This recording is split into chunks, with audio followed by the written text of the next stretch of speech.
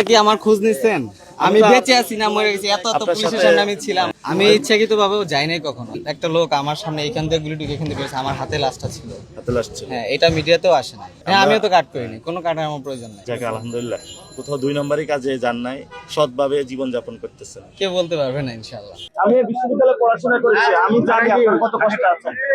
আমাদের এই ভাই বন্ধু যেগুলো ছিল হলে ক্লাসমেট, এখানে এসে নিয়ে যেতে টাকা।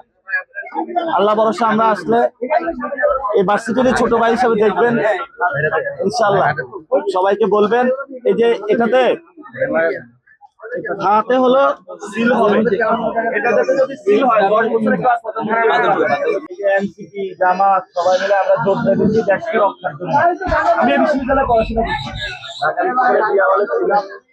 এখন আপনাদের কাছে আসছি যাতে দোয়া নেওয়ার জন্য, নাতি হিসাবে একটু দোয়া করে দেন আমাদের।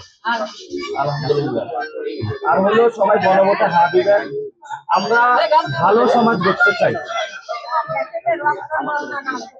হ্যাঁ,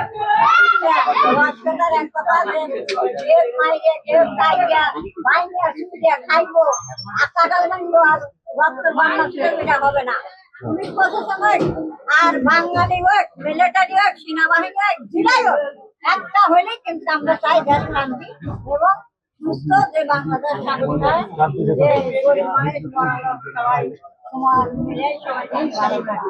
ইনশাআল্লাহ। আপনারা কি আমার খোঁজ নিছেন? আমি বেঁচে আছি না মরে গেছি, এত আপনার পুলিশের সাথে সামনে আমি ছিলাম। আপনার সাথে দেখা হয় না, আজকে দেখা হয়েছে।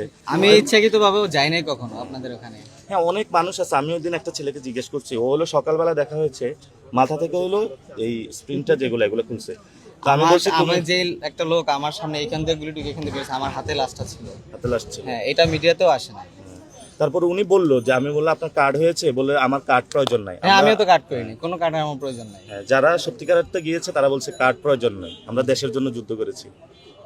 ভালো আছেন আপনি? ভাই অনেকদিন পরে ৭১ দেখা অনেক হলো। মুক্তিযোদ্ধা ওই আছে দিন তারা অনেকের সাথে সার্টিফিকেট মাঠে নেয় না। দেখা হচ্ছে, যারা হলো এখন কি করতেছেন এখানে। আমি এখানে ছোটখাটো আমার শপ আছে, স্যানিটারি শপ, দোকান আছে, আমি দোকানদারি করি। যাকে আলহামদুলিল্লাহ, কোথাও দুই নম্বরই কাজে যান নাই, সৎভাবে জীবন যাপন করতেছেন। কে বলতে পারবে না ইনশাআল্লাহ।